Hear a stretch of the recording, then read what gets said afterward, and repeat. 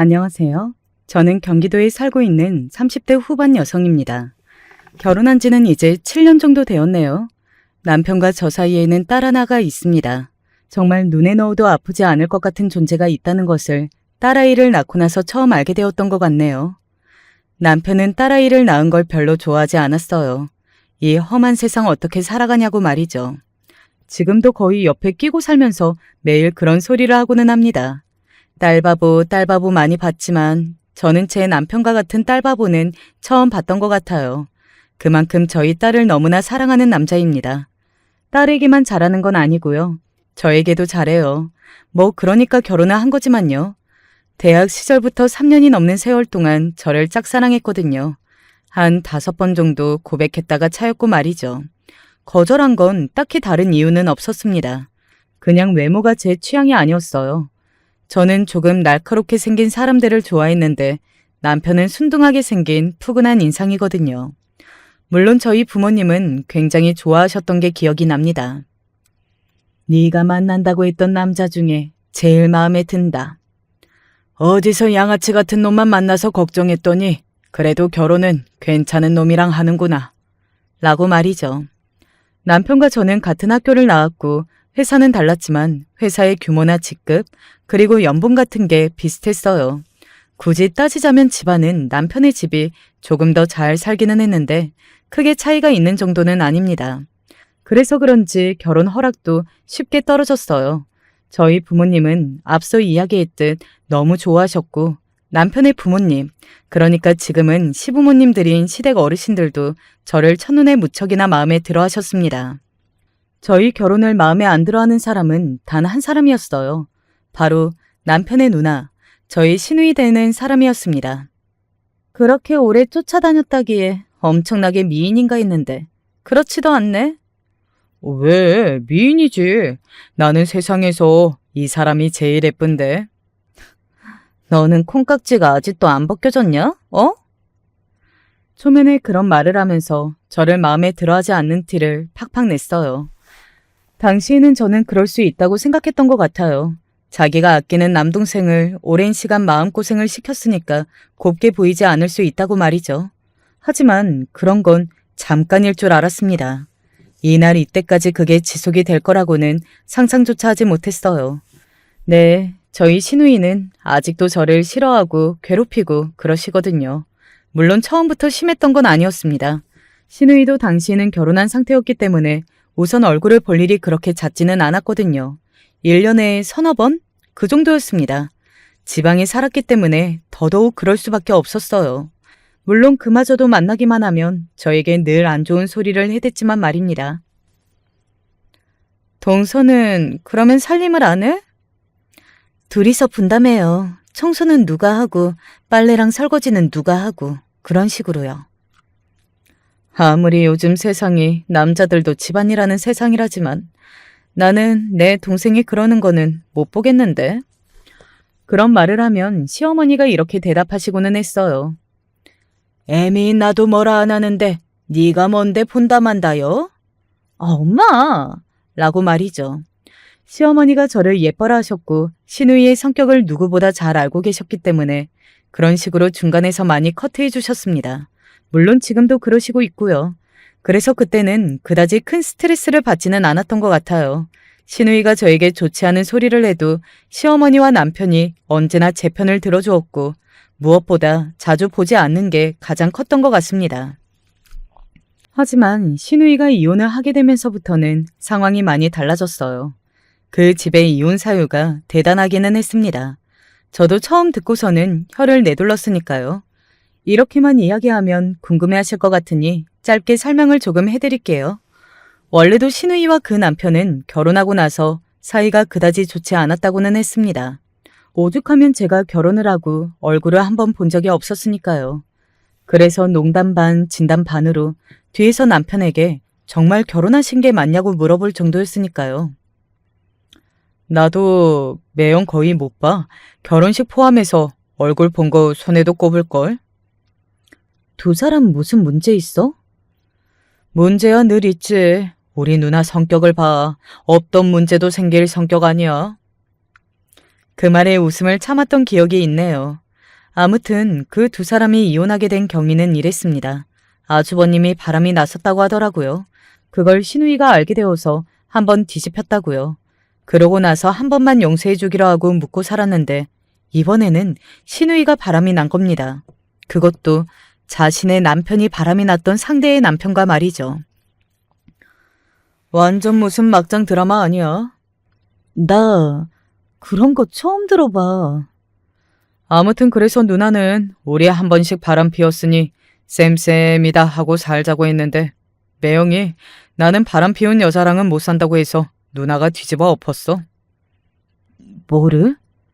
매형 직장 가서 말 그대로 뒤집어 엎었어.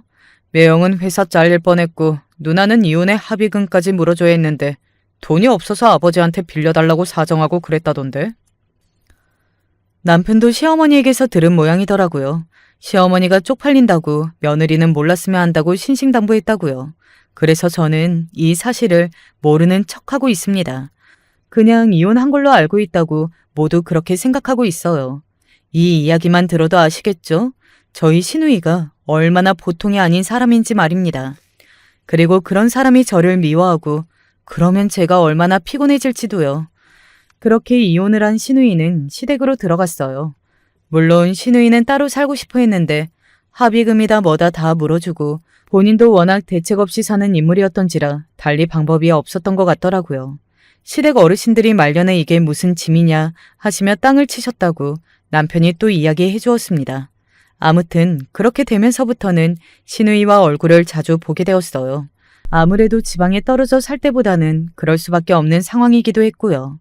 그리고 시누이는 저를 볼 때마다 시비를 걸어댔습니다. 옳게는 진짜 복도 많아. 제가요?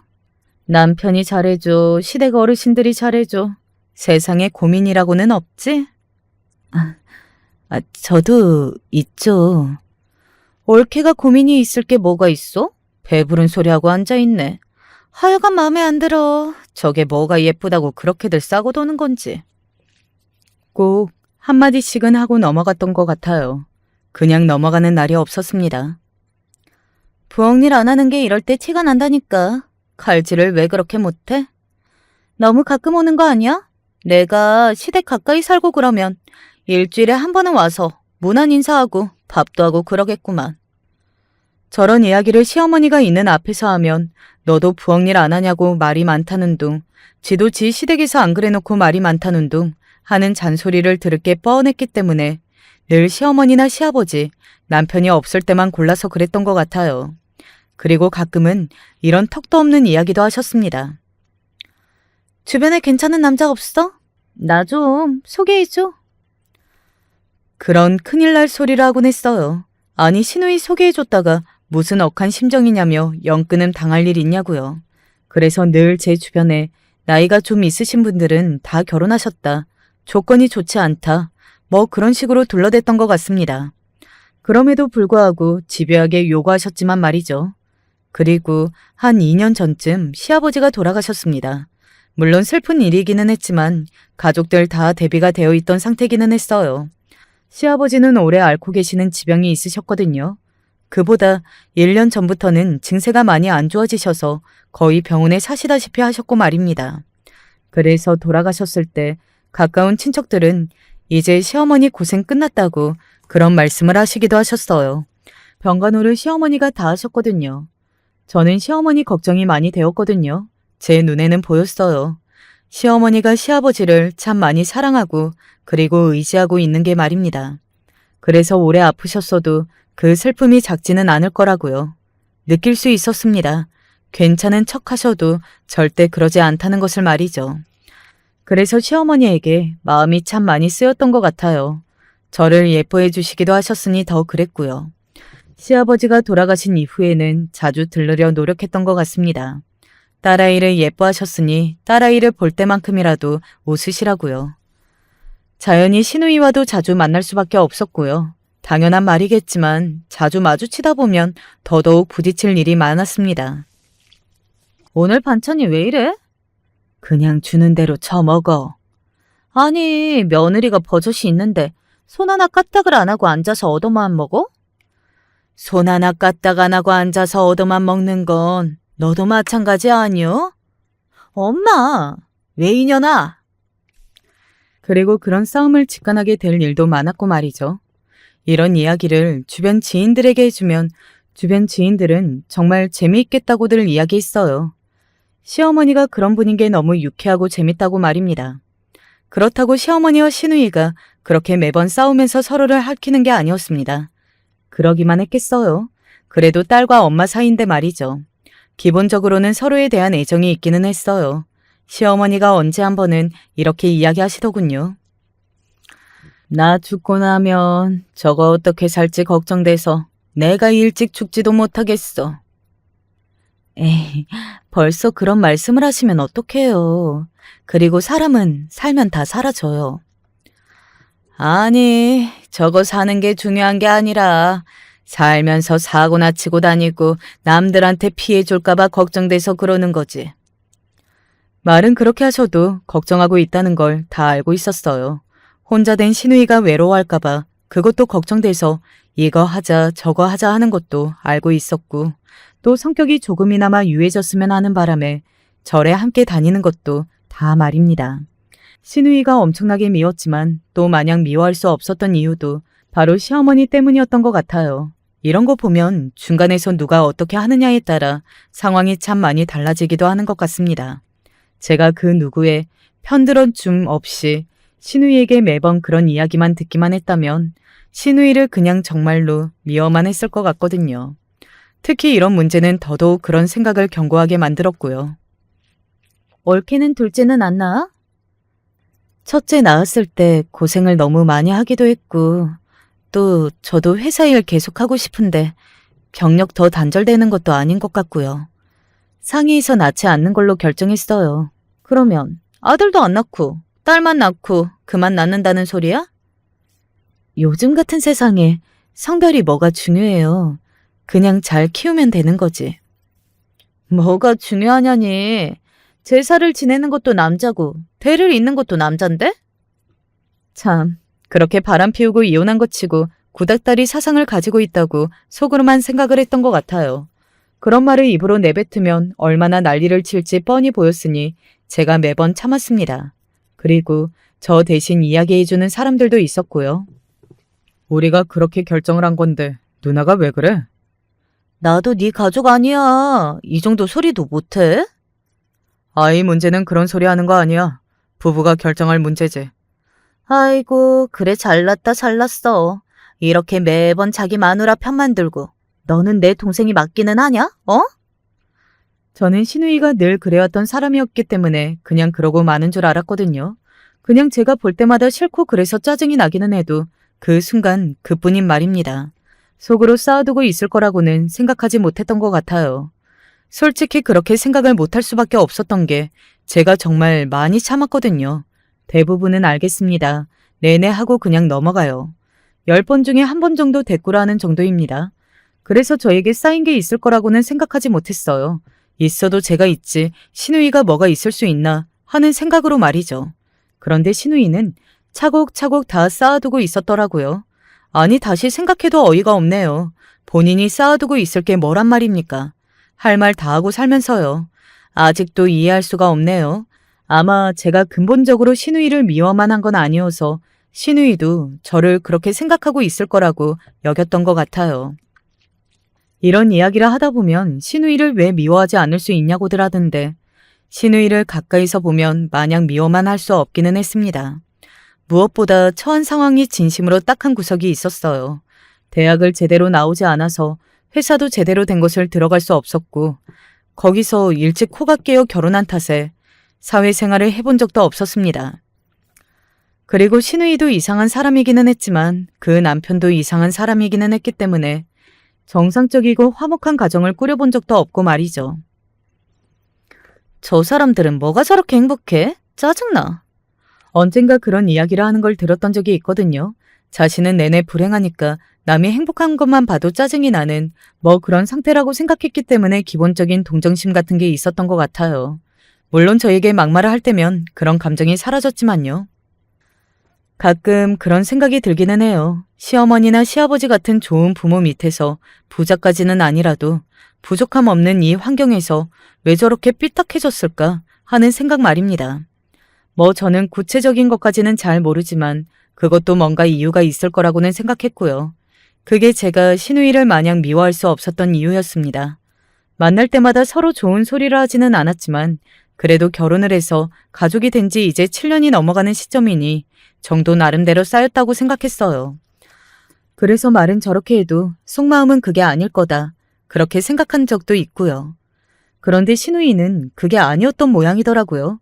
그걸 알게 된 건 시아버지의 두 번째 제삿날이었습니다. 그날은 회사에 중요한 미팅이 있었어요. 그래서 시어머니에게는 미리 이야기해 뒀습니다. 시어머니는 괜찮다고 천천히 오라고 이야기를 해주셨고요.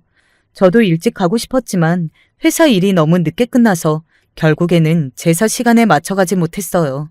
그리고 그것 때문에 사달 아닌 사달이 났습니다. 신우이는 아마도 그날을 기다렸을 거예요. 언젠가 한번 저를 혼쭐 내줄 그런 날 말입니다. 그게 바로 그날이었고 말이죠. 옳게, 제정신이야? 제가 급하게 시댁 안으로 들어가자마자 팔짱을 끼고 버티고 서 있던 신우이가 저를 노려보며 그렇게 이야기했습니다. 물론 제 잘못은 아니었지만 그래도 늦은 것에 대한 죄송스러운 마음이 있었기 때문에 고개를 꾸벅 숙이고 말했어요. 죄송합니다. 회사 일이 늦게 끝나서. 그놈의 회사 아주 그냥 너만 일하지? 세상 일은 너 혼자 다 하냐? 시아버지 제사도 이렇게 늦을 만큼? 제가 아무 말도 하지 못하고 가만히 서 있자 방에서 급하게 나오신 듯 보이는 시어머니가 신우이를 향해 이야기했습니다. 그거 참 늦을 수도 있지. 일하고 온 애를 잡기는 왜 잡아? 제사상도 안 차리는 며느리가 그래도 돼? 너는 시대가 어떤 시대인데 늙은 나보다 구닥다리냐? 며느리가 제사상 꼭 차려야 한다는 법이 어딨어? 지도 지 시댁에서 안 해놓고 애를 잡기는 왜 잡아? 그리고 이미 늦는다고 나한테 이야기했다. 내가 괜찮다고도 했고. 엄마! 아버지 제삿날인데 한 번만 더 큰 소리 나오게 하면 정말 화낼 거니까 조용히 하고 있어라. 응? 시어머니 그 말에 신우이가 입을 앙다무는 게 보였습니다. 저는 그날도 그게 끝일 걸로 생각했어요. 보통은 시어머니가 그렇게 화를 한번 내시면 그만두거든요. 그런데 신우이가 저에게 이렇게 말하더군요. 잠깐 나 좀 따라 나와봐. 네? 왜요? 무슨 일 있어요? 따라 나오라면 나오지 말이 많아? 신우이는 그렇게 이야기하고서는 밖으로 나갔습니다. 저는 그런 신우이를 따라 나갔고 말이죠. 그 따라 나갈 때까지만 하더라도 뒤에 그런 일이 있을 거라고는 생각도 하지 못했던 것 같아요. 너 내가 우습지? 네? 그게 무슨 소리세요? 밖으로 나가자마자 신우이는 저를 향해 그렇게 이야기하더군요. 내가 우습잖아. 속으로 나 가짠다고 생각하는 거. 내가 모를 줄 알아? 물론 그렇게 생각하고 있기는 했습니다. 하지만 그것도 어느 정도는 걱정과 동정? 뭐 그런 감정에 기반이 되어서 있는 마음이었지. 무턱대고 미워하고 깔보는 감정은 절대 아니었거든요. 그런 감정이었으면 진작에 한번 싸우든 뭐든 했을 거라고 말이죠. 아니에요. 아니긴 뭐가 아니야? 내가 모를 줄 알아? 저는 정말 그렇게 생각한 적 없다니까요. 그렇게 생각한 적이 없는데 늘 내 말을 무시해? 그리고 너 우리 집도 가짠지. 그렇지 않고서야 시아버지 제사를 늦어? 그건 회사 일 때문에. 이봐, 한마디로 안 지잖아. 제가 다 대답하는 게 무척이나 화가 난 듯 보였습니다. 그래서 그때부터는 그냥 묵묵부답으로 있기로 했어요. 그러면 또 대꾸 안 한다고 뭐라고 할까봐 최소한의 대답만 하기로 말이죠. 나는 너 마음에 든 적 한 번도 없었어. 어떻게 하는 것마다 이렇게 마음에 안 들 수가 있을까를 곰곰이 생각해봤거든? 근데 결론은 하나야. 뭔지 알아? 저는 아무 대답도 하지 않고 신우이를 가만히 바라봤습니다. 신우이가 그러더군요. 네가 나를 가짱케 보고 있다는 걸 내가 느껴서 그러는 거야. 자격지심이라고 피해망상이라고 이야기해주고 싶었지만 입을 다물었습니다. 사실 저라고 하고 싶은 이야기가 없었겠어요. 어떻게 그렇게 매번 만날 때마다 줄곧 좋은 소리 한 번은 안 해줄 수 있냐. 내가 형님한테 잘못한 게 대체 뭐냐. 나는 정말 모르겠다. 뭐 그런 말들 말입니다. 언젠가 한 번은 다 털어놓고 이야기하고 싶었지만 일단 그날은 아닌 것 같기는 했습니다. 신우이가 굉장히 흥분을 많이 한 상태였거든요. 아마 본인도 본인이 무슨 말을 하고 있는지 몰랐을걸요. 내가 이 나이 먹도록 부모한테 얹혀 살고 혼자 사는 이혼녀에 가진 것도 별로 없으니까 나 무시하는 거 맞잖아. 그렇잖아. 아니라니까요. 본인이 스스로 열등감을 느끼고 있는 부분들을 저에게 그대로 나열하더군요. 그 상황이 안 됐다, 운이 없었다, 더 잘 살면 좋았을 텐데 뭐 그렇게 생각해 본 적은 있어도 무시를 했던 적은 정말 하늘에 맹세코 없었습니다. 아마 제가 그런 태도를 보였다면 진작에 남편에게 한 소리 들었을 거예요. 저희 남편은 또 그런 부당한 거 그냥 보고 넘기는 스타일이 전혀 아니거든요. 이게 끝까지 인정 안 하고 나만 또 못된 년 만들지? 너 때문에 내가 더 구박받는 거 아니야.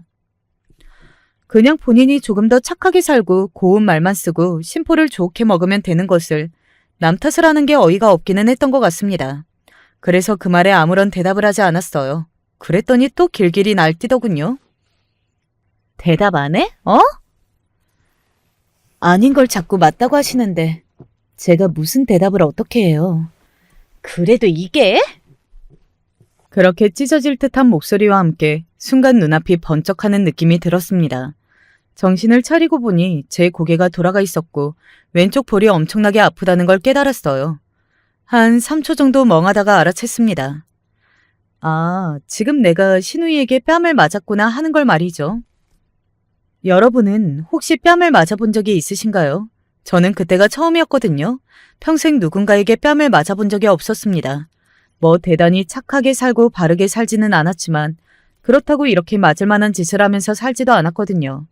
아마 대부분의 사람들이 그럴 걸로 생각해요. 그리고 누군가를 이렇게 때리는 것도 아무나 할 수 있는 일이 아니고 말이죠. 맞았다는 생각이 드니 갑자기 억울해지더라고요. 나는 정말 잘못한 것도 없이 결혼하고 나서 내내 신우이에게 좋지 않은 말만 듣고 험한 꼴만 당해왔는데 그런데도 신우이에게 나쁜 말 한 번을 한 적이 없는데 내 마음을 알아주기는커녕 결국에는 이런 꼴을 당하는 게 말입니다. 너무 억울했어요. 제가 뭘 그렇게까지 잘못했다고 이렇게 맞아야 하는 건지 모르겠는데요. 라는 말이 끝나기 무섭게 뒤에서 인기척이 느껴졌습니다.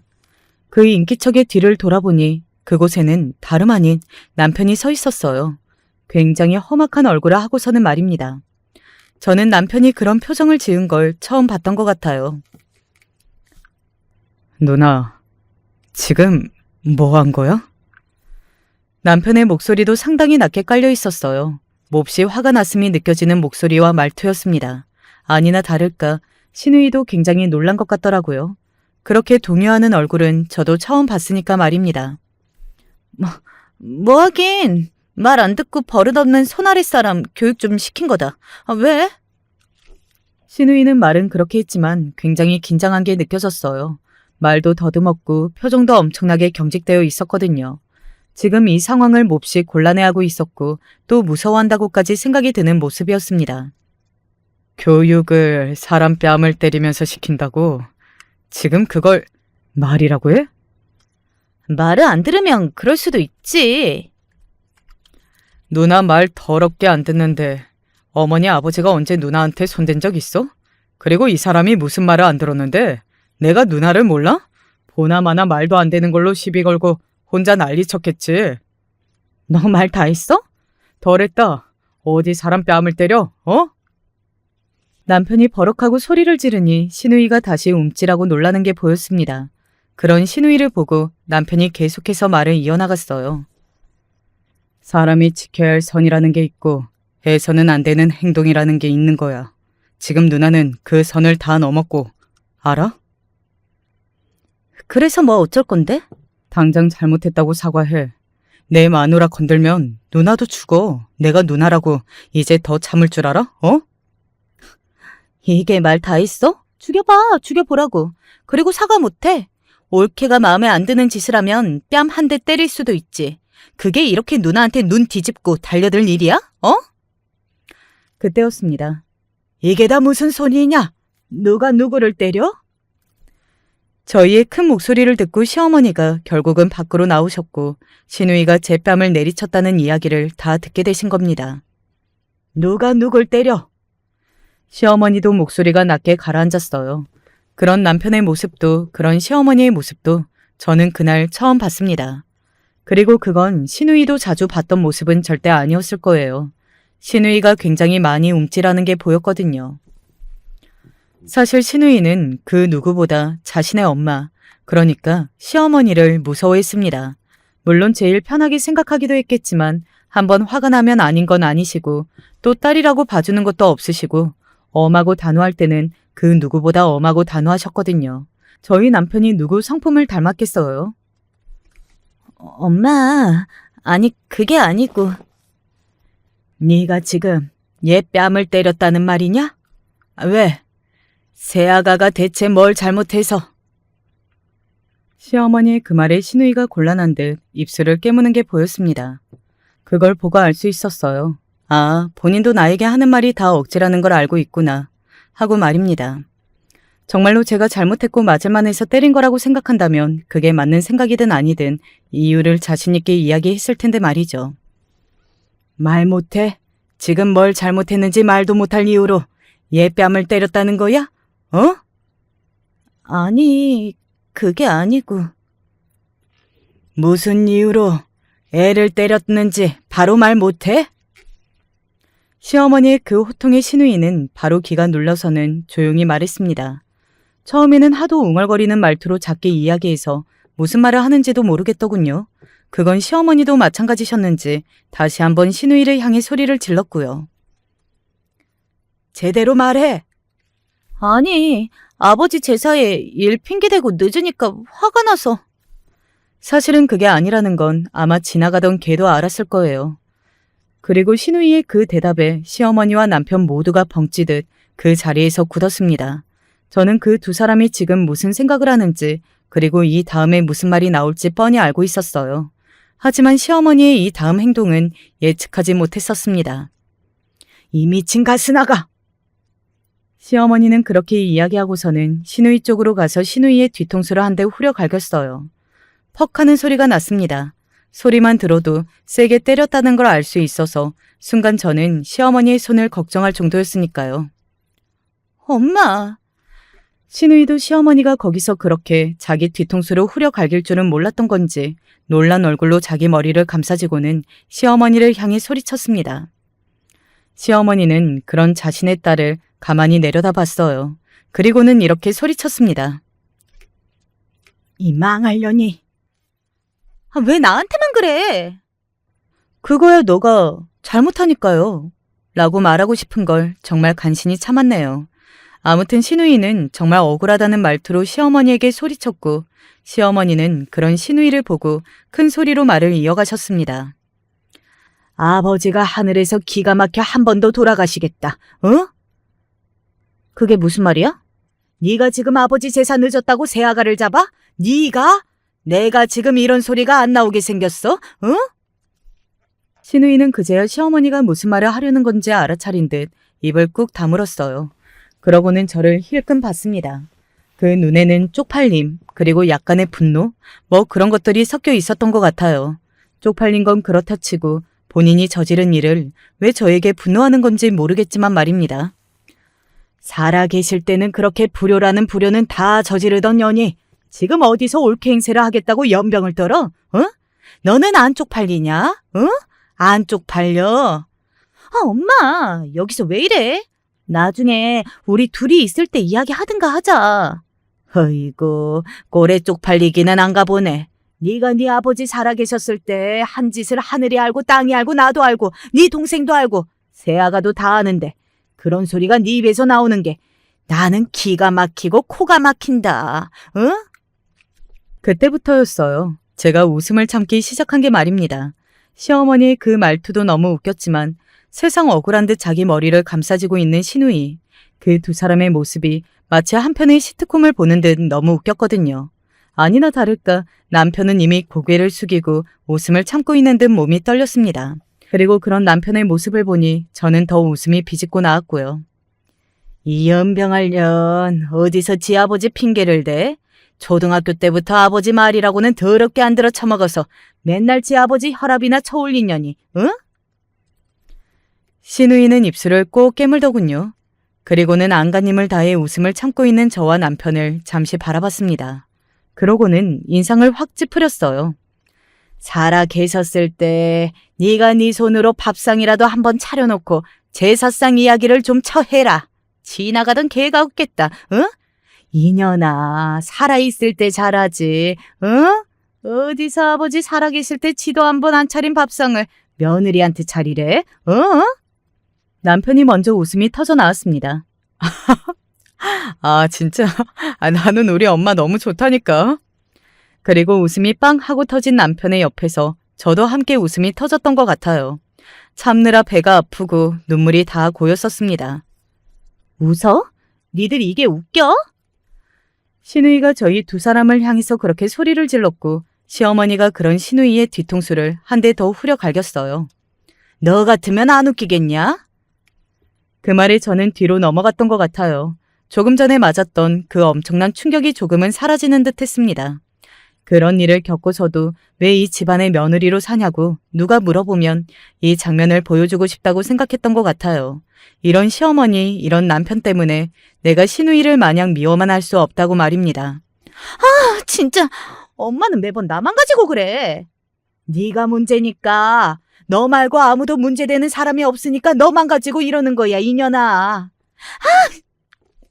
시어머니의 그 말에 신우이는 짜증이 치밀어 오른 듯 아악하고 소리를 지른 뒤 집으로 들어갔습니다. 그리고 잠시 뒤 겉옷과 가방을 들고 밖으로 나왔어요. 그리고 쌩하니 어디론가 가버렸습니다. 안 잡아도 돼요? 제가 놀라서 그렇게 물었어요. 시어머니는 정말 아무렇지 않은 얼굴로 태연하게 그런 저에게 이렇게 대답하셨습니다. 이것도 정말 너무 웃겼던 것 같아요. 저거 갈 데 없어. 3시간 지나면 들어와. 그리고 정말로 3시간 정도 지난 뒤 신우이가 눈치를 보며 집으로 들어왔던 게 생각이 나네요. 저는 시계를 확인하고서는 다시 한번 있는 힘을 다해 웃음을 참아야 했고 말이죠. 그리고 시어머니는 저에게 몇 번이나 사과하셨습니다. 자신이 딸내미를 잘못 키워서 이런 꼴을 당하게 했다고 말이죠. 부어오른 제 뺨을 보고 안절부절 못하셨어요. 그리고는 이런 말도 하셨습니다. 그냥 확 고소해라. 내가 증인을 삼아. 라고 말이죠. 사실 처음 맞았을 때는 저도 이성을 잃은 듯 화가 났었고 신우이고 뭐고 뒤집어 엎을까 하는 생각을 하지 않은 것도 아니었습니다. 정말 끝장을 보자. 가만 안 두겠다. 뭐 이런 생각이었는데 남편과 시어머니가 그렇게 나와서 다 풀렸던 것 같아요. 다시 한번 주변의 다른 사람들이 어떻게 하느냐에 따라 결과가 많이 달라지고 가족의 분위기도 그렇다는 것을 깨닫게 되었던 것 같네요. 3시간 뒤에 들어온 신우이를 향해 시어머니가 이렇게 말씀하셨습니다. 고소하라고 했다. 내가 증인 선다고. 뭐? 사람 때린 건 폭행이 아니냐? 응? 죄잖아. 너는 죄를 저지른 죄인이고. 그러면 마땅한 벌을 받아야지. 아니 엄마, 이렇게까지 해야겠어? 너는 그러면 왜 그렇게까지 했냐? 응? 내가 모를 줄 알아? 아버지 재산은 핑계고 네 마음에 안 들던 옳게 잡으려고 대가리 굴려서 이유 만들어낸 거? 너는 학교 다닐 때 공부라고는 안 하던 애가 이런 머리는 왜 그렇게 굴려대는 거냐? 응? 시어머니의 한마디 한마디가 정말이지 주옥 같다고 생각했던 것 같습니다. 그렇게 한참을 신우이는 시어머니에게 더 욕을 얻어먹어야 했어요. 본인이 잘못한 게 있으니 어쩔 수 없이 들어야 하는 상황이었습니다. 사과해. 지금? 그러면 사과를 무슨 장 담그듯이 묵혔다가 할래? 당장 잘못했다고 용서해달라고 해, 안 해? 해. 하면 되잖아. 신우이는 그렇게 이야기하고서는 저에게 쭈뼛쭈뼛 다가와 섰습니다. 잘못했다는 건 본인도 알고 있을 터였어요. 저는 신우이가 근본이 악한 사람은 아니라고 아직도 그렇게 생각하거든요. 하지만 자존심이 많이 상하기는 했을 겁니다. 옳게, 내가 미안해. 아까부터 너는 바른 말을 해야 할 때는 목소리가 왜 그렇게 자꾸 웅얼거리냐, 응?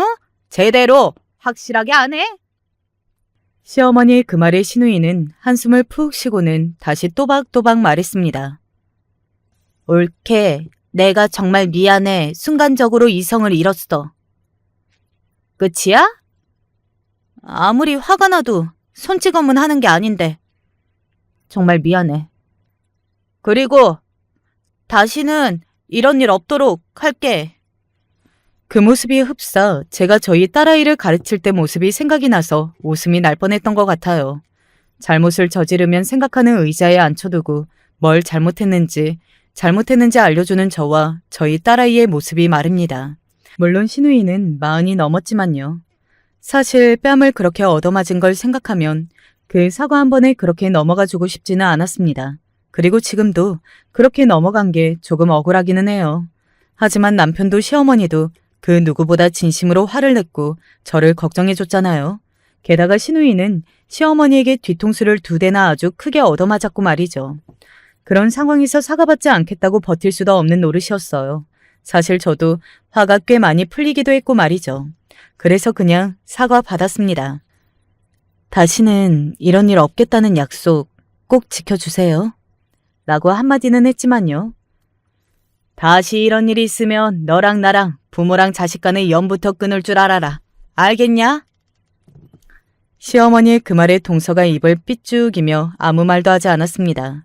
아직도 정신을 못 차리고 있구나 하는 생각이 들기는 했어요.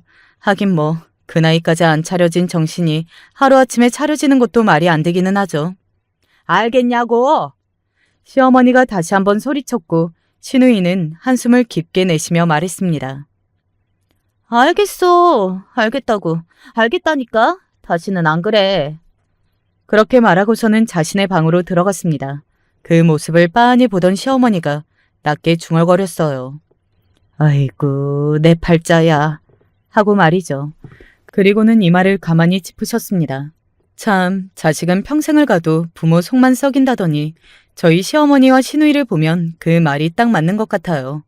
물론 저희 신우이는 조금 더 속을 많이 썩이는 자식이기는 하지만 말입니다. 아니, 조금 많이?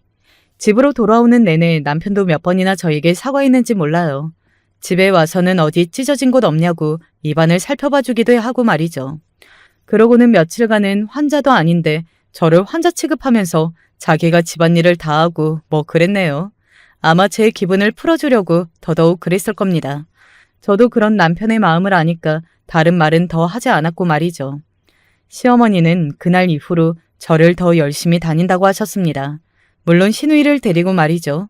조용하고 평화로운 곳에 자주 가서 마음 수양도 좀 하고 속세에 관한 생각도 조금씩 정리하다 보면 언젠가 신우이도 마음이 조금 평온해져서 화도 덜 내고 그러는 날이 오지 않겠냐고요.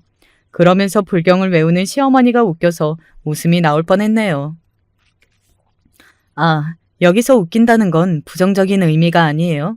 그냥 순수하게 저희 시어머니와 신우이를 보고 있으면 가끔 코미디 영화를 보고 있는 것 같이 웃길 때가 있거든요. 무슨 만당 콤비 같을 때도 있고요. 언제나 틀린 말만 하는 신우이와 언제나 그런 신우이를 보고 속이 터지는 시어머니 말입니다. 그런 사람 있잖아요. 저에게 늘 잘못만 하고 미운 짓만 미운 말만 골라서 하는데 어딘가 묘하게 싫어라만 할 수 없는 그런 사람 말입니다. 저에게는 신우이가 그런 것 같아요. 그냥 늘 마음이 그렇더라고요. 이런 제 마음을 신우이가 알아줬으면 하지만 뭐 그런 기대는 진작에 접었습니다. 그냥 정신만 차리고 자기 앞가림이나 잘하면서 살았으면 좋겠어요. 시어머니가 속 썩는 것도 안타깝거든요. 그날 이후로 신우이는 저를 보면 굉장히 조심하기는 합니다. 올케 왔어? 그 사건 이후에 처음 만났을 때 굉장히 어색한 말과 표정으로 저에게 그렇게 인사를 건넸던 게 생각이 나서 또다시 웃음이 나오려 하네요. 마치 굉장히 발연기라 하는 배우가 연기를 하는 듯 보이는 그 표정과 몸짓에 눈이 휘둥그레졌었거든요. 시어머니가 앞에 있을 때나 남편이 옆에 있을 때는 몇 배로 더 조심하는 듯 보였습니다. 그리고 둘만 남아있을 때도 그 전과는 다르기는 했어요. 올케, 나 물 좀... 아주 자연스럽게 저에게 물을 가져다 달라고 부탁하려다가도 멈칫. 아니야, 내가 가지고 올게. 그리고 다음 달 엄마 생일에 뭐 할 거야? 라고 묻다가도 멈칫. 아니, 올케가 어련히 알아서 잘하겠지. 그런 식으로 계속 멈칫하며 자신이 했던 말을 정정하고 하는 모습을 보면서 그래도 자이든 타이든 노력하기는 하는구나. 이 노력이 계속해서 반복이 되다 보면 언젠가 정말로 변하게 되는 날도 올 수도 있겠지 하고 저도 긍정적으로 생각하고 있고 말입니다. 사실 저는 이 이야기를 어느 곳에든 사연을 보내야겠다거나 그런 생각을 해본 적이 없었거든요. 그런데 오랜만에 친구들과 만난 자리에서 이 이야기를 꺼냈더니 다들 엄청나게 박장대소를 하면서 웃는 겁니다. 이야기 듣는 내내 너무 재밌게 들었고 말이죠. 야, 너 이거 어디 사연이라도 보내봐. 그래. 우리만 듣고 있기에는 너무 아깝다, 야. 그런 친구들의 열화와 같은 성원에 이렇게 사연을 쓰게 되었네요. 물론 쓰면서 덜어낸 부분이 많기는 합니다. 신우이는 여기에 쓰인 것보다 더한 막말이나 행동들을 저에게 해왔고, 그리고 시어머니도 여기에 쓰인 것보다 더한 욕들을 해가며 신우이들을 혼을 내는 일이 많았었고요. 그건 우리 집안의 품위를 위해 어느 정도는 지켜야겠기에 덜어냈습니다. 물론 중요한 내용은 다 쓰긴 했지만요. 이건 얼마 전에 있었던 일인데요. 신우이에게 아주버님이 찾아왔었습니다. 그때 집에 신우이도 마침 없었고 저와 시어머니만 있었고요. 신우이가 원래 주기로 한 위자료가 있었는데 그걸 아직 안 준 모양이더라고요. 그래서 받으러 왔다고 했어요. 더 이상 미루고 주지 않으면 또다시 소송을 걸겠다면서 말이죠. 그때 돈 줬는데? 저는 받은 게 없는데요. 그 두 사람이 그런 대화를 나누고 있을 때쯤 신우이가 왔어요. 그리고 그런 두 사람을 보게 되었습니다. 당신이 여기 왜 왔어? 위자료 언제 줄 거야? 내가 찾아온다고 했지? 이게 무슨 소리냐니까? 네 아버지가 그때 줬지 않니? 아니, 그게... 딱 보니 한 번에 감이 오더군요. 몇 년 전에 시아버지가 줬던 그 돈을 신우이가 중간에서 본인이 쓰고 아주버님에게 주지 않은 겁니다. 그동안 대책 없이 살았다는 건 이미 알고 있었지만 정말로 맞살았구나 싶어서 그간 시어머니의 마음고생과 그때 네가 그런 말할 자격이 되냐고 신우이의 머리를 후려 갈겼던 시어머니의 모든 것들이 다 이해가 되었습니다. 뭐 그렇지 않더라도 이해는 이미 하고 있기는 했지만요. 시어머니도 한방에 신우이가 중간에서 꿀꺽한 것을 눈치를 채고 아주버님에게 돈을 줘서 돌려보냈어요. 그리고 며칠간 시어머니는 신우이와 말을 섞지 않았습니다. 아무리 화가 나셨어도 그렇게 대응하는 건 저도 처음 봤기 때문에 정말 무슨 결단을 하시고 연이라도 끊으시려고 하시는 건 아닌가? 저까지 살짝 겁을 먹었으니까요. 저도 그 정도였는데 신우이는 어땠겠어요? 엄마, 내가 잘못했어. 정말 그때는 내가 미쳤었나 봐. 앞으로는 엄마가 하라는 대로 하고 살게. 그러니까 화 풀고 용서해줘. 응? 신우이는 시어머니를 그 누구보다 의지하고 있었으니 시어머니가 정말로 혹시나 자기에게서 등을 돌릴까봐 전전긍긍하며 무서워하는 게 한 번에 보이더라고요. 저도 정말 그러시려고 저러시는 건가 하는 생각이 들 정도였으니까요. 며칠을 말을 섞지 않으시고 신우이를 무시하던 시어머니가 무슨 말이든 다 듣겠다는 거 정말이냐고 신우이에게 물었고 신우이는 그러겠다고 했다고 했습니다. 그러고는 그 다음 날부터 절에 들어가셨어요.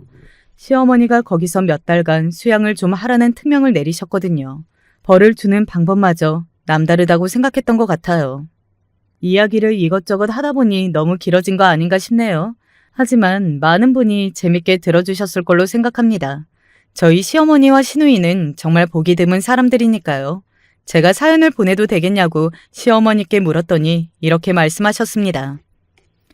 만방에 알려져서 쪽을 더 팔아야 해. 그래야 확실하게 정신을 차리지. 라고 말이죠. 그러니 이 사연은 시어머니의 허락을 받고 보내는 겁니다.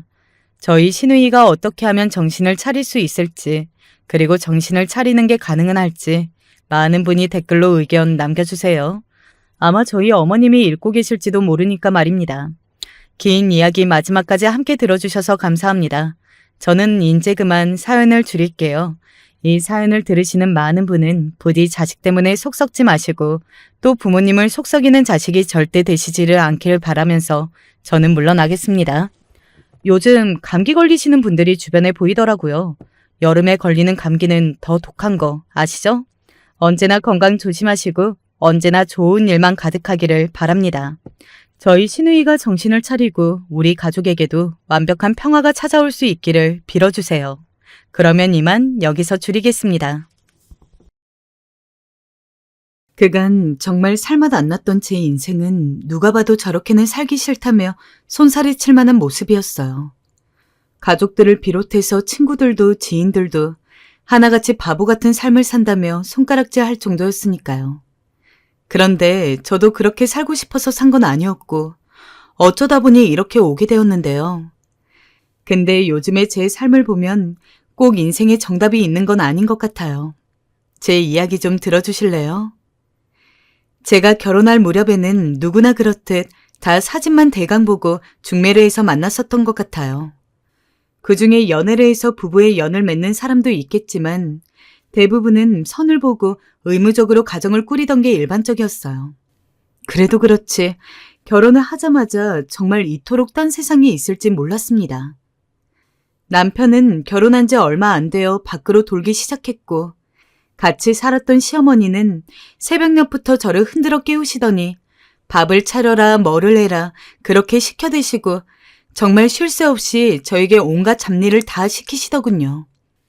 저희 시댁은 무려 증조할머니까지 계셨고 이가 아파서 밥을 못 드신다면서 죽을 드셔야 한다고 저에게 온갖 종류별로 죽을 다 끓이게 하셨어요. 게다가 본인도 자기 아들이 집에 잘 안 들어오는 거 알고 있으면서 얼마나 손주 타령을 하던지 정말 귀에 딱지가 앉을 정도였어요. 재훈이는 우리 집 장손이야. 세기 네가 얼른 손주를 안겨줘야 할 거 아니냐. 온 식구가 이렇게 애를 태우며 기다리고 있는데 무슨 못된 심보로 그렇게 뻗대는 거야? 조금만 기다려주세요, 어머님. 그런 와중 솔직히 지금 생각해도 너무 끔찍한 일이 있었어요. 들으시면 여러분들도 놀라시겠지만요. 결혼한 지 얼마 안 되어서 제게 아기가 한 번 들어섰던 적이 있었어요. 아기가 들어서면 전 제가 하던 일들이 줄어들고 제게도 며느리 대우가 있을 줄 알았어요. 그런데 웬걸 시어머니를 비롯해서 시아버지, 시누이들은 저에게 여전히 무거운 것들을 들게 하고 임신한 사실을 알고 있으면서도 매번 그렇게 부려먹는 것이었어요. 제가 피곤해하는 기색을 보이면 예, 너는 애 뵌 게 무슨 자랑거리니? 임신했다고 멍크런 유세를 부리고 앉아있어. 나 때는 애 며칠 낳았어도 그 다음 날이면 일어나서 밥 짓고 그랬다. 젊은 애가 벌써부터 꽤나 부리고 말이야. 하고 말하시는 거였어요. 제가 남편을 향해 도움의 눈길을 보내도 남편 역시 그 눈길을 무시하기 일쑤였고요. 그러던 어느 날 유독 몸이 너무 피곤해서 도저히 일어날 수가 없는 상황이 되었는데요. 어머님, 저 죄송한데요. 오늘 몸이 너무 아파서 조금만 쉬었다가 일어나면 안 될까요? 뭐? 아니 그럼 지금 나보고 밥을 차리라는 거냐?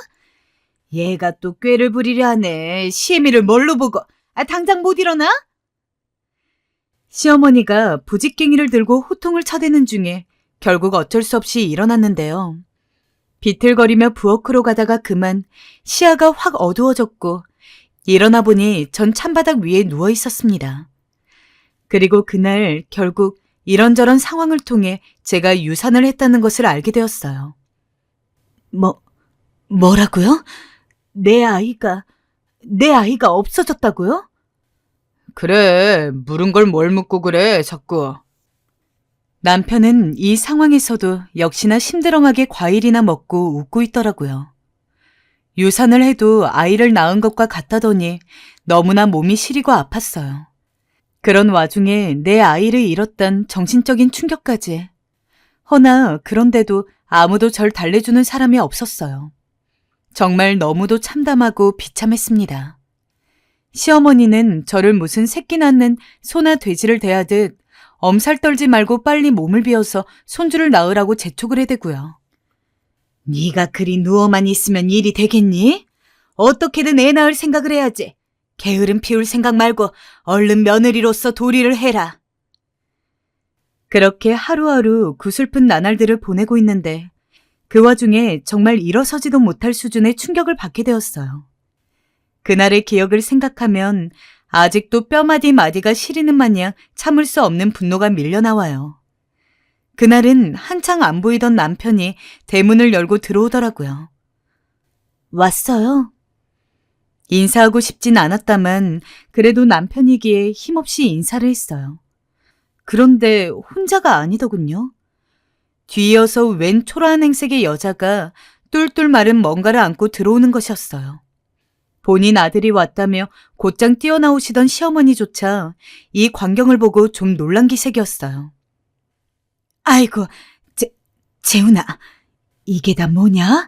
이게 무슨 일이야? 그게...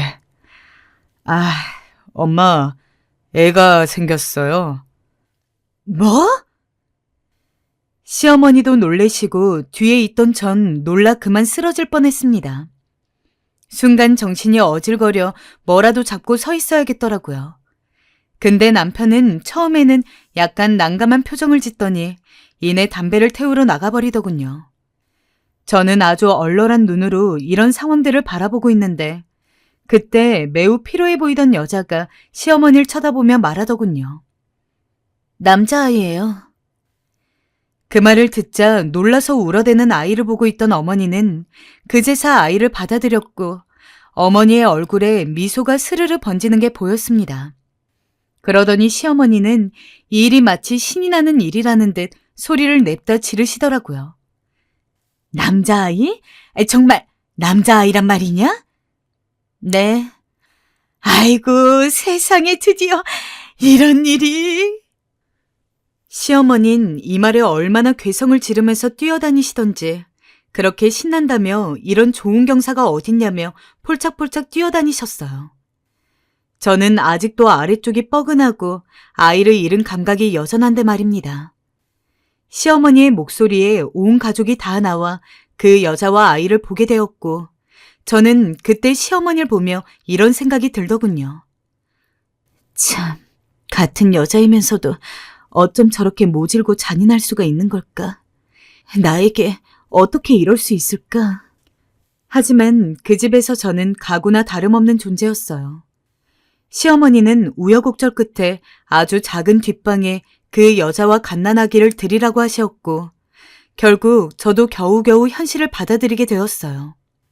남편은 그렇게 밖을 돌면서 집에 잘 들어오지도 않더니 저를 이 집에 잡아두고선 본인은 새 여자를 만나서 애까지 만들어 오고 그리고 저는 한순간에 첩과 함께 살게 되었다는 그런 현실이요. 저는 밤마다 슬픔을 이기지 못하고 울음을 참을 수가 없어 울고 또 울었어요. 이쯤 되면 저는 이 집을 나오는 게 맞았을 텐데 왜 이렇게 모질지 못했던 걸까요?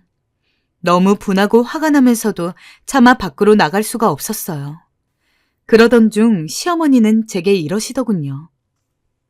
예, 너 네 남편이 여자 데리고 들어왔다 해서 괜히 이런 걸로 화풀이 하려 들거나 하면 큰일 날 줄 알아라. 알겠니?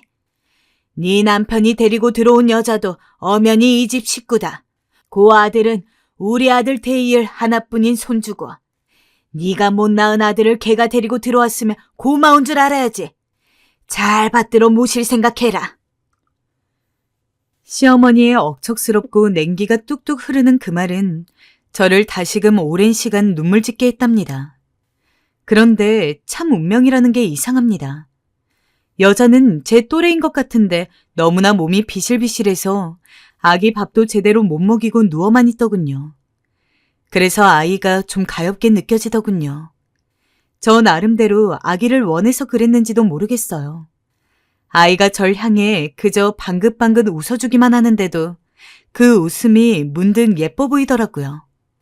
거기다 여자도 이 집안에 적응하지 못하고 힘없이 누워있으니 제가 대신 아기를 보게 되었어요. 저 아이 제가 잠깐 보고 있을게요. 밥 먹어요. 네, 고맙습니다. 그렇게 저는 아이를 안고 달래고 얼으며 아이와 시간을 많이 보내게 되었어요. 아이의 까만 눈동자와 무해한 웃음, 작은 손과 발이 남의 아이지만 참 어여뻤어요.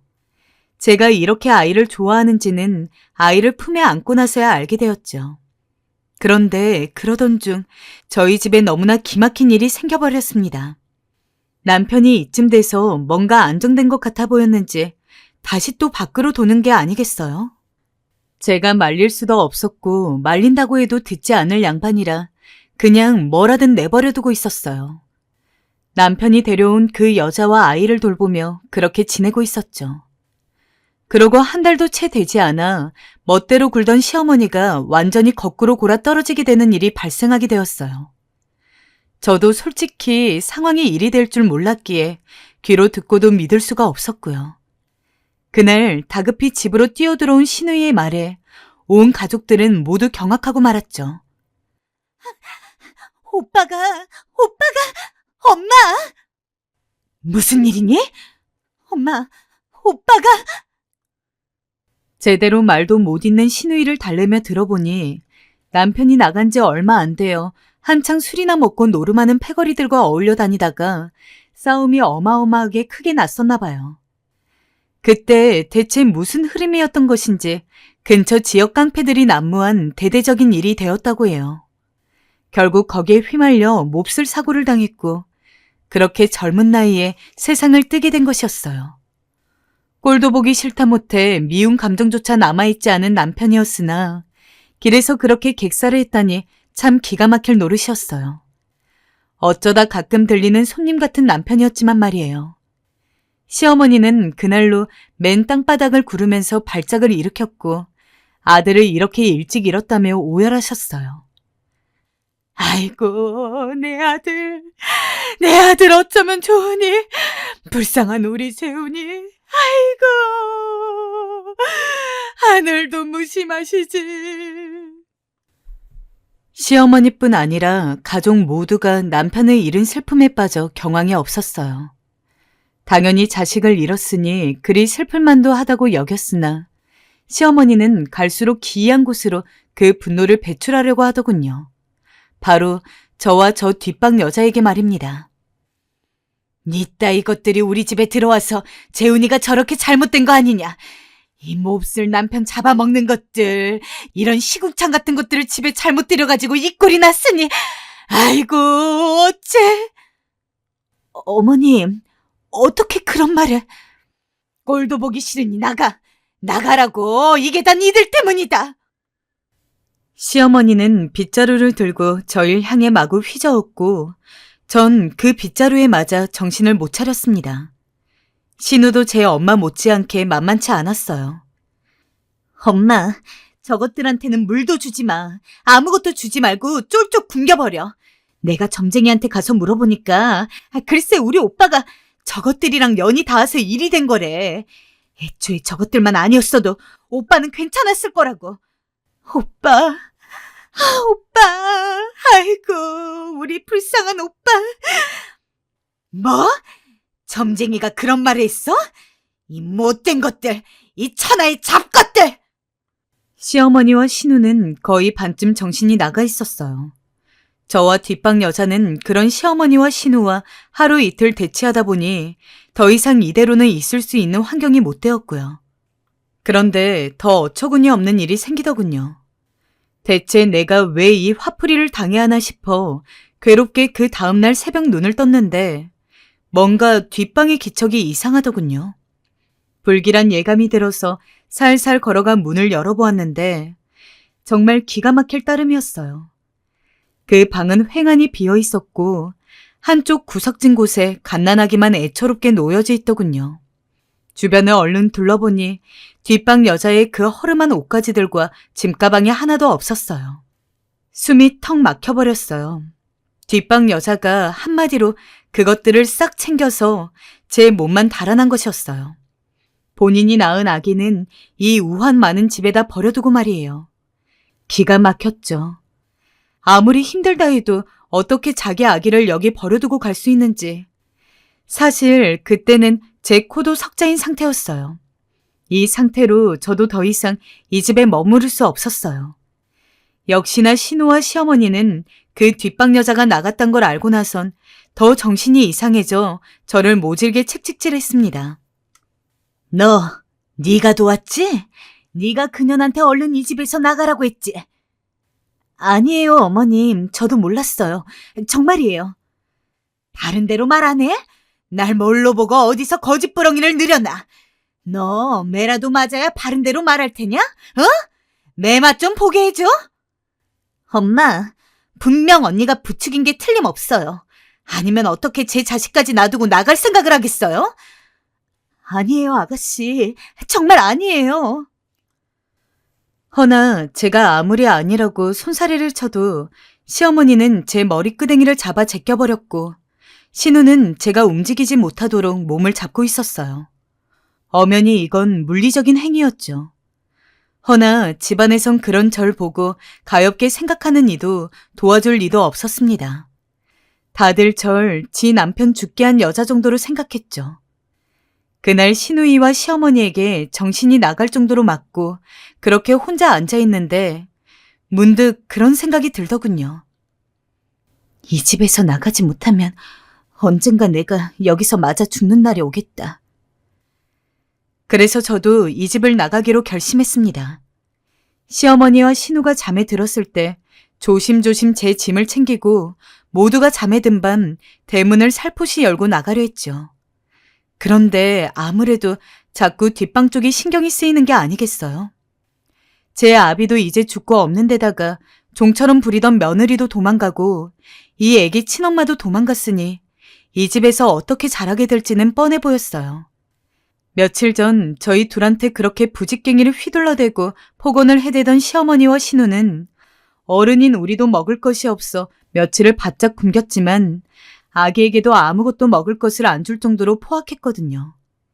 이대로는 정말 죽을 것 같으니 뒷방 여자도 도망갔을 터인데 저도 저만 나가면 되는데 왜 이렇게 고민이 되는지. 이렇게 망설이고 있을 시간이 없는데 목이 바짝 타들어갔어요. 결국 저는 마른 세수를 하고 눈을 질끈 감고 숨을 훅 내쉰 뒤 큰 결심을 하고 말았죠. 얼른 작은 포대기에 아기를 감싸서 데리고 나와버리게 된 것입니다. 그렇게 아기를 품에 안고 나와서 겨우겨우 친정으로 내려가는 길, 한편으로는 괜한 짓을 한 게 아닌가, 내가 이 아이를 키울 수 있을까 몇 번이나 고민을 했어요. 그런데 아기는 그 힘없는 몰골을 하고선 제 손가락을 한 번씩 부여잡았다가 놓았다가 반복을 하더군요. 저도 모르게 아기의 배에 얼굴을 묻고 한참 그 가여운 숨과 냄새를 몇 번이나 들이마셨는지 몰라요. 너도 생명이라고 살겠다고 그렇게 살아있음을 나한테 나타내는구나 싶어서 너무나 가엽게 느껴졌어요. 그런 상태로 당장 먹일 것도 없고 저도 잔뜩 배를 고른 상태로 친정에 들어가게 되었어요. 아니, 이게 무슨 일이니? 미연이 너 왜 여길 온 게야? 엄마, 어쩔 수가 없었어요. 남편이 죽고 시어머니와 신우가... 친정에서는 저를 보자마자 당연히 난리가 나버렸고 자초지종을 대강 설명했어요. 근데 엄마가 아이를 보더니 버럭 화를 내는 게 아니겠어요? 아니, 어떻게 첩 아이를 데리고 올 생각을 해? 너 정신이 어떻게 된 거 아니니? 네가 그 아이를 키우기라도 하겠단 말이야? 네 핏줄도 아닌걸? 엄마는 더 노여워하시더군요. 솔직히 이해가 안 가는 건 아니었어요. 제가 생각해도 충동적으로 벌인 짓이 틀림없었고 내 아이도 아닌 아이를 데려와 키우는 게 쉬운 일도 아니었으니까요. 거기다 첩 아이였으니 엄마는 미쳤다며 펄펄 뛰셨어요. 안 된다. 당장 아이 그 집에 돌려주고 와. 그게 맞아. 엄마, 그냥 내가 키우게 해줘요. 그 집에 가면 이 아이 어떻게 될지 몰라요. 아이 밥도 안 챙겨줄 거라고요. 그걸 네가 왜 신경 써? 어차피 네 남편은 죽었는데. 여보, 뭐라고 좀 해봐요. 정말 정신이 나가도 단단히 나갔나 봐요. 아휴, 미연아, 아이 내게 죽어라. 네가 못하겠담. 이 아버지가 그럼 도로 돌려놓고 올게. 싫어요, 아버지. 죄송해요. 얘가 정말? 한참 그렇게 실랑이가 계속되었고 저는 아버지에게 아이를 뺏기지 않으려고 안간힘을 썼어요. 아버진 그런 제 모습을 보더니 고개를 절레절레 저으셨고 엄마는 기절하기 직전이셨죠. 이상하게도 저는 이런 엄마 아버지의 반응을 보니 더 아기를 꽉 끌어안게 되었어요. 그러다 한참 후 아버지가 무겁게 입술을 떼셨어요. 그래, 그럼 네가 키워라. 대신 우리한테 도움은 바라지 말아라. 네, 알겠어요. 그렇게 아버지의 허락 아닌 허락이 떨어지고 나선 일단은 부모님을 도와서 아기를 돌보고 집안 농산일을 하게 되었어요. 오랜만에 친정이 와서 그런지 그래도 몸도 마음도 편했어요. 아이 돌보는 것도 큰 기쁨이었고요. 그런데 그 평안은 머지않아 종지부를 찍게 되었어요. 사람의 입으로 하는 일들은 어쩜 이렇게 가혹하게 느껴지는 걸까요? 시집 갔던 제가 돌아온 데다가 아기를 데리고 왔다는 것이 금세 퍼져버렸고 동네 사람들은 이래저래 말을 얹기 바쁘더군요. 저는 그렇다 치지만 가뜩이나 꾹 참고 계신 친정 부모님까지 그런 쓸데없는 말을 들으시도록 할 수는 없었어요. 어머니 아버지 얼굴 보기가 너무 죄스러웠어요. 그래서 결국 부모님과 자리를 만들어 여길 떠나겠다고 말했어요. 어머닌 시댁살이를 하다 온 딸이 또 마을 사람들 입방아 때문에 떠나야 한다는 소식을 들으니 가슴이 아팠는지 눈물을 훔치셨어요. 저도 그런 어머니 모습에 마음이 아파져 일부러 씩씩하게 말했어요. 엄마, 나 괜찮아요. 잘 살 수 있어요. 너무 걱정 마세요. 그럼 서울로 가거라. 거기 네 오빠가 사니까 그래도 입에 풀칠은 하고 살 수 있도록 도와줄 거야. 서울이요? 서울이란 말에 덜컥 겁이 나긴 했지만 어쩔 수 없었어요. 거기만이 저에겐 살 길이었죠. 그래서 전 서울에 사는 친정 오빠 쪽으로 넘어가서 대강 살자리를 어찌어찌 봐두고 그곳에 보금자리를 잡게 되었답니다. 그곳에서의 생활도 녹록치는 않았지만 단 한 가지 편한 것이 있다면 아무도 이 아기가 제 아기가 아니라는 것을 모른다는 것이었어요.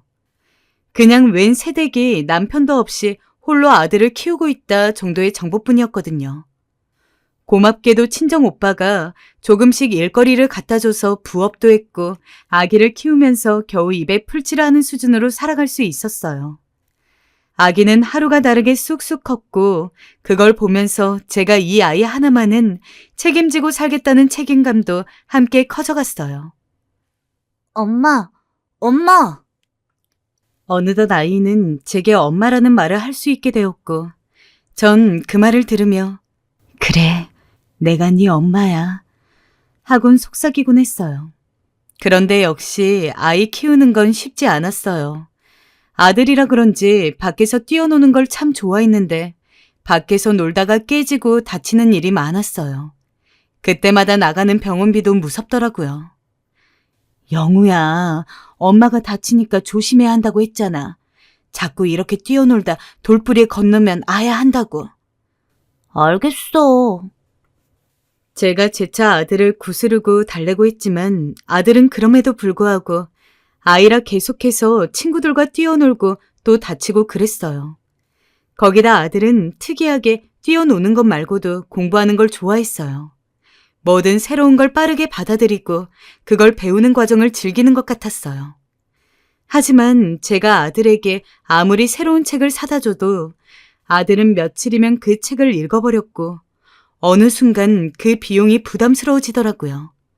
도서관에 가면 좋았지만 당시 도서관이 너무 멀리 있어서 한 번 나가려면 하루를 다 빼야 했기에 그것도 무리였어요.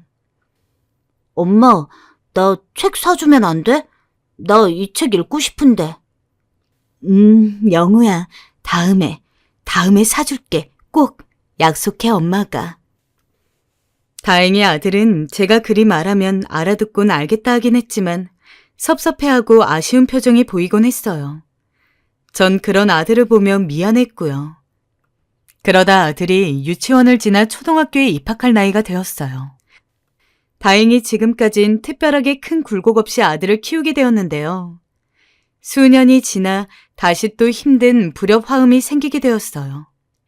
이후 친정엄마 몸이 좀 안 좋으셔서 오빠네 쪽으로 모시게 된 뒤 그 이후로는 아무래도 자주 마주치게 되었거든요.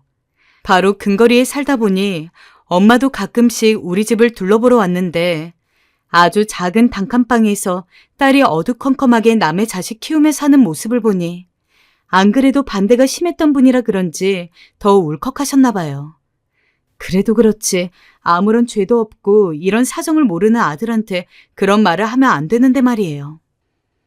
네 녀석 때문에 네가 엄마라고 부르는 니네 엄마 팔자가 다 망가졌어 이거사. 너만 아니었으면 훨씬 잘 살았을 텐데. 너는 알아? 네가 어떤 뿌리로 나왔는지 아냐고. 너는 첩자식이야, 첩자식. 장을 보고 돌아왔던 저는 이제 막 초등학교를 다니고 있는 아들에게 엄마가 퍼붓는 소리를 듣고 정신없이 뛰어들어갔어요. 안 그래도 말수가 별로 없는 아들은 하얗게 얼굴이 질려 양쪽 어깨에 메고 있던 가방을 제대로 풀어놓지도 못하고 두 손으로 입을 막고 겨우겨우 서 있더군요. 저는 그 길로 신발도 못 벗고 뛰어들어 아이를 꼭 껴안았어요. 엄마, 왜 그런 말을 해? 당장 가라고! 저는 거의 비명을 지르다시피 엄마에게 나가라 소리쳤습니다. 그런데 엄마는 그 모습을 보니 더 꼴깐찮다고 느끼셨던 건지 어찌나 통탄하시며 오열을 하시던지 매번 엄마만 집에 오시면 우리 집은 초상집처럼 변해버렸어요. 그대로 저는 아이를 꽉 끌어안고 제 손으로 아이의 귀를 막아주는 수밖에 없었고요. 그러던 어느 날 아이가 제게 이렇게 묻더라고요. 엄마, 내가 엄마 망쳤어? 첩이 뭐야? 안 좋은 거지 그거. 아니야 영우야, 그럴 리가. 아니야. 너무도 작고 안쓰러운 목소리로 저런 질문을 하는데 가슴이 무너지는 줄 알았습니다. 이 아이가 제 아이가 아니라는 사실은 변함이 없고 말맞다나 이제 얼굴도 기억 안 나는 그 뒷방 여자의 자식이기도 합니다. 남편에게 일말의 정이라도 있어서 이 아이를 키우는 게 아니에요. 그냥 도저히 그 지옥 같은 집에 이 아이를 둘 수가 없었어요. 이유는 그것뿐이에요. 누가 봐도 우리는 엄마와 아들 사이였고 누가 뭐래도 이 아이에게 엄마는 저고 저에게 있어 제 자식은 이 아이였어요. 그냥 그렇게 살아가고 싶고 그 외에는 아무것도 바라지 않았어요. 저는 지옥 같던 시집살이보다 이 아이와 겨우 하루하루 살아가는 날들이 너무나 좋았어요. 제가 직접 낳은 건 아니지만 아들과 살아가는 기간 동안 제 마음속엔 늘 품어져 있었고 늘 매일같이 새로 낳는 기분으로 그렇게 애틋하게 아끼며 살아왔어요.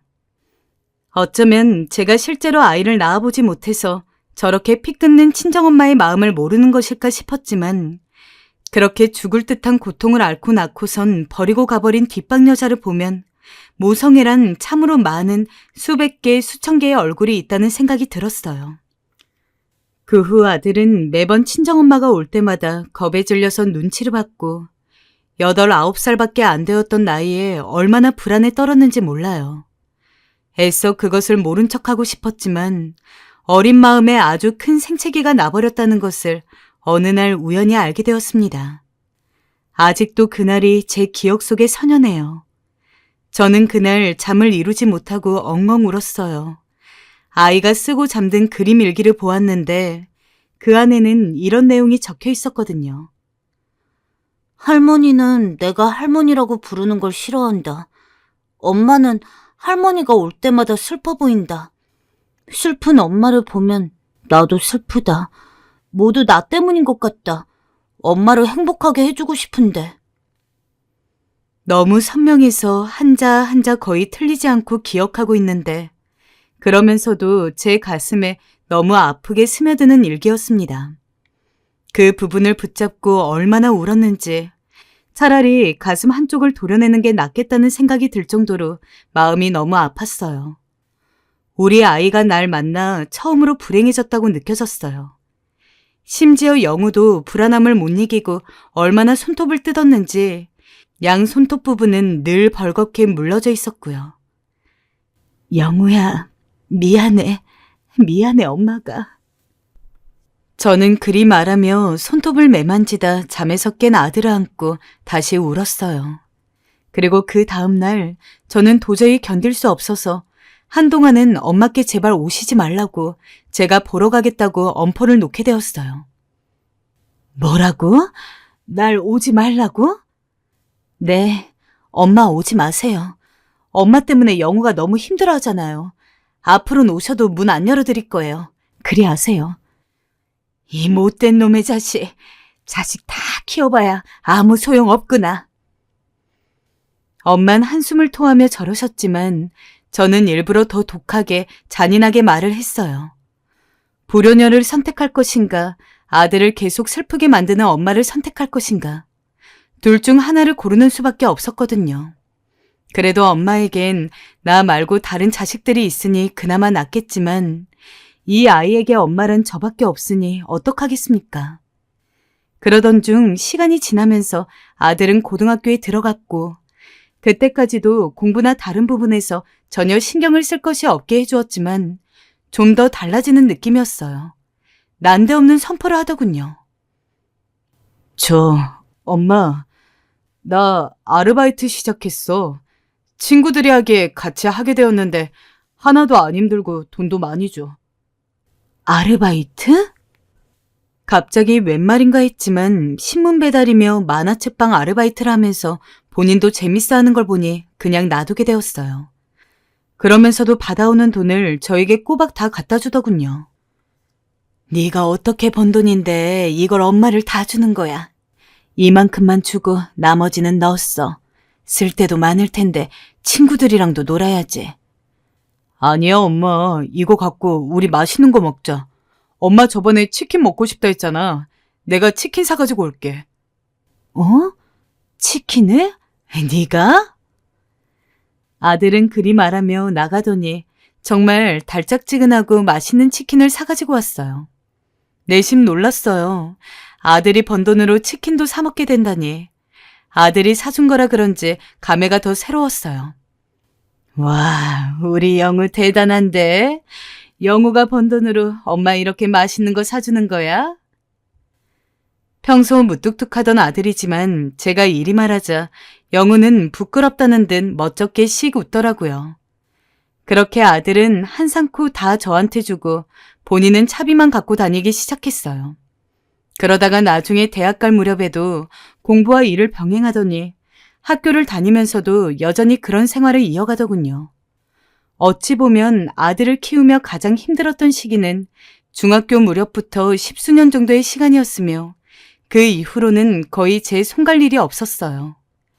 이후에도 자기 스스로 제법 좋은 직장에 취업하게 되었고 첫 월급을 탄 날 저를 좋은 레스토랑에 불러 앉혀놓고 맛있는 걸 사주더랍니다.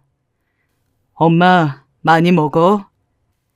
그리 말하며 아들이 제 손에 포크를 쥐어주는데 왜 그리 갑자기 눈물이 나던지 문득 아들을 포대기에 업고 온 날이 생각이 나면서 그만 비싼 음식 위로 뚝뚝 눈물을 흘리고 말았답니다. 미안하다. 엄마가 주책이네. 갑자기 왜 이리 눈물이 나는 건지. 괜찮아. 엄마, 울어도 돼. 아마도 이제야 아들을 다 키웠다는 생각이 들었던 것 같아요. 아무리 손 갈 일 없는 자식이긴 했어도 그래도 자식이니 항상 걱정되는 건 어쩔 수 없잖아요. 이놈이 혹시나 나쁜 길로 들어서진 않을지, 사회에서 자기 벌이나 하고 살 수 있을지 늘 마음 한편으론 고민과 시름을 안고 살았는데 이렇게 월급 받았다고 절 불러놓고 대접하는 아들 녀석을 보니 그간 걱정이 어쩌면 해도 되지 않을 걱정이었단 생각이 들더군요. 그러더니 아들은 그날 처음으로 제게 저희 모자간에 그간 없었던 이야기를 꺼내었어요. 엄마, 나 키워줘서 고마워. 낳지 않았지만 그럼에도 나 사랑으로 키워줘서 정말 고마워. 영우가 그 말을 직접 꺼낸 적은 처음이었어요. 알고는 있었지만 제 앞에선 그저 모른 척, 할머니가 뭐라 해도 못 들은 척 그랬던 아들이었어요. 근데 처음으로 제게 그 말을 하며 고마움을 말하더라고요. 그리고 아들은 아들을 좋게 본 상사가 소개시켜준 선자리에서 만난 아가씨와 결혼도 하게 되었어요. 며느리와 처음 만난 자리에서 며느리는 이리 말하더군요. 아들이 연애하는 동안 제 얘기를 많이 했는지. 어머님, 이가 어머님 얘기를 정말 많이 했어요. 자기가 세상에서 가장 존경하는 분이라고요. 그래서 저도 어머님 꼭 뵙고 싶었어요. 하는데 새삼 쑥스럽기도 하고 내가 뭐 해준 게 있다고 먹적기도 하고 그랬습니다. 아들과 함께한 세월이 길다면 길고 짧다면 짧은데 어쩌면 시간이 그렇게 빨리 흘러가 버린 건지 잘 이해가 가지 않았어요. 사람 사는 게 다 비슷한 것일까요? 아니면 어느 정도 시기부터 제가 그렇게 많이 고생스럽지는 않았다는 걸까요? 이후로 여전히 친정오빠 집 근처에서 살아가고 있었는데 아들을 독립시킨 지 그리 오래되지 않아 끔찍한 일을 당하고 말았어요. 아직도 그때 생각만 하면 아찔해서 꿈에서 몇 번 깨기도 하는데요. 바로 여동생과 함께 차를 타고 가다가 그만 대형 교통사고를 당하게 된 것이었어요. 저는 당시 의식이 없었고 겨우 차에서 끌어내려져 그대로 병원에 실려가게 되었어요. 여동생은 저보다 위험한 상태는 아니었는데 외려 옆에 있던 제가 이루 말할 수 없는 수준으로 처참하게 다쳐 일어나지 못했다고 합니다. 저는 그때 기억이 아직도 드문드문 있는 편이라 다 생각해내지는 못해요. 당시 받았던 수술은 정말 끔찍할 정도로 괴로웠고 이걸 견뎌내야 한다는 것이 너무 두렵고 무서워서 몇 번이나 기절을 한 적도 있었어요. 하지만 그 순간마다 눈물로 범벅이 된 아들이 제 옆에 있었고 손을 몇 번이나 잡고 그 옆에서 제발 같이 견뎌내달라고 빌기 일쑤였습니다. 엄마, 제발 이렇게 포기하면 안 돼. 제발 참아줘. 가끔 밤중에 희미하게 아들이 병실 문틈으로 저를 들여다보다가 이내 얼굴을 구기며 눈물을 흘리는 듯한 모습이 보였어요. 거의 저는 8개월가량 병원에 있게 되었고 아들은 어쩔 수 없이 복귀를 하게 되었지만 그래도 매번 와서 며느리와 함께 교대로 저를 돌보았어요. 아무래도 대소변 처리가 힘드니 간병인을 쓰려고 했으나 한사코 며느리가 본인이 하겠다면서 남의 손에 저를 맡길 수 없다고 하더군요.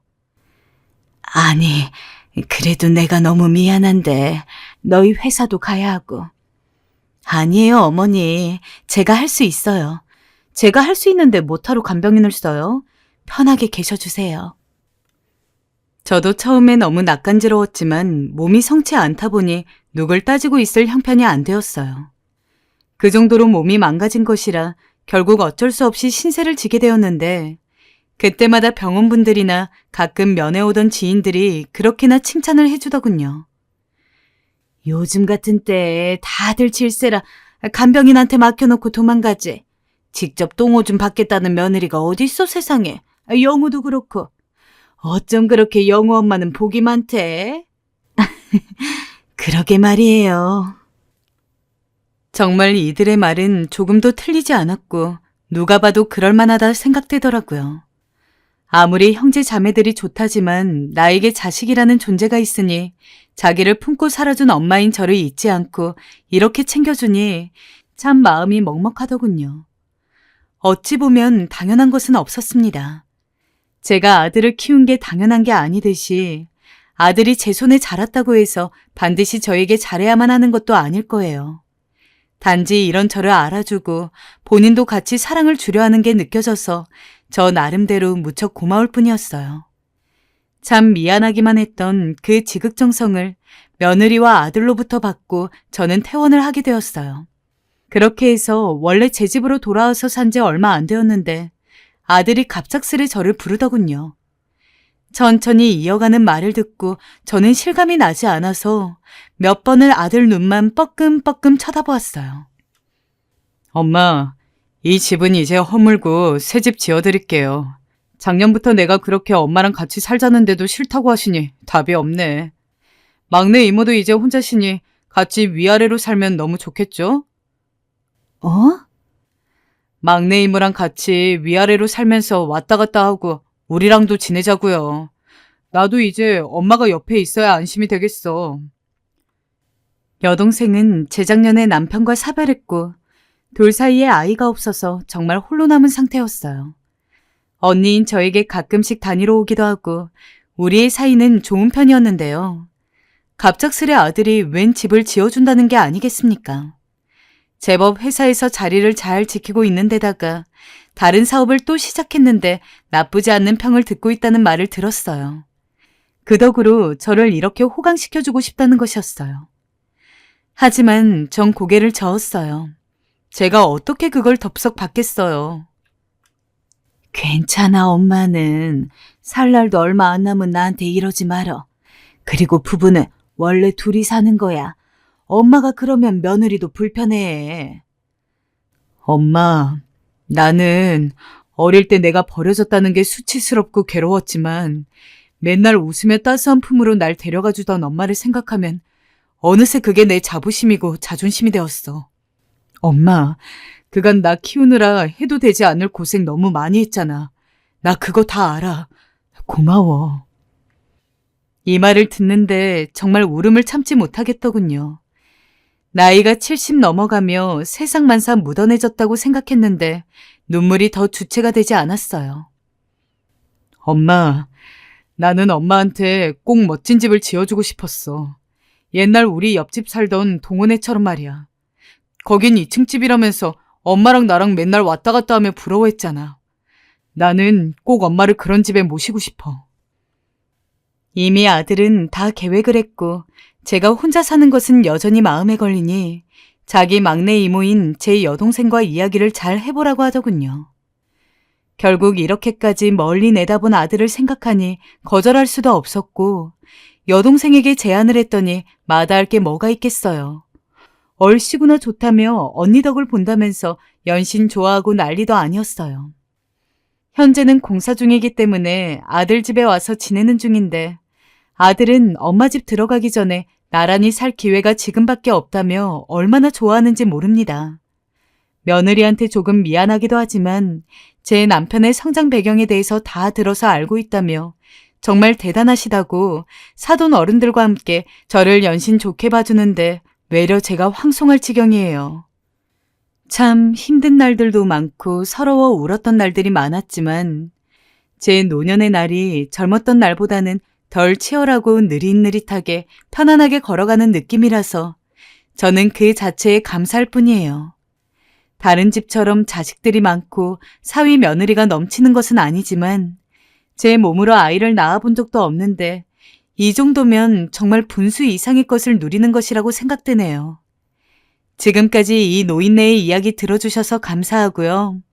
여러분들도 건강 챙기시며 오늘 하루 행복하게 마무리하시길 바랍니다.